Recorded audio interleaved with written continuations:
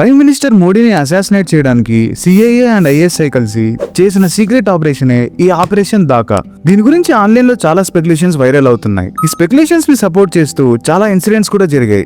August 31, 2025 Bangladesh capital అయిన ఢాకాలో ఒక luxurious హోటల్లో టెరెన్స్ ఆర్విల్ జాక్సన్ అని ఒక యుఎస్ సిటిజన్ ని మర్డర్ చేశారు. కానీ జాక్సన్ కేవలం ఒక సిటిజన్ కాదు, సిఐకి సంబంధించిన స్పెషల్ టాస్క్ ఆఫీసర్ అని బలంగా న్యూస్ స్ప్రెడ్ అవుతున్నాయి. స్ట్రేంజ్ థింగ్ ఏంటంటే సేమ్ వీక్ ప్రధాని మోడీ సడన్ గా ట్రావెల్ ప్లాన్స్ అన్ని చేంజ్ చేయడం and even Putin south Africa visit ని క్యాన్సిల్ చేయడం అండ్ ఇద్దరు కలిసి చైనాలో పుతిన్ కార్ లో పర్సనల్ గా 45 మినిట్స్ మాట్లాడుకోవడం, ఇవన్నీ స్పెక్యులేషన్స్ ని ఇంకా బలపరుస్తూ వచ్చాయి. ఢాకాలో ఒక ఫారిన్ ఏజెన్సీ హిట్ స్క్వాడ్ ని అరేంజ్ చేశారని రష్యన్ సీక్రెట్ ఏజెన్సీ అయిన కేజీబీ ఇండియాకి ఇన్ఫర్మేషన్ ఇచ్చింది.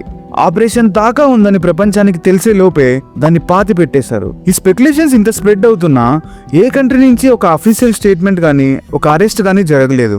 Just one body and N number of unanswered questions. Terrorist action నిజంగానే ఒక సీక్రెట్ ఏజెంటా?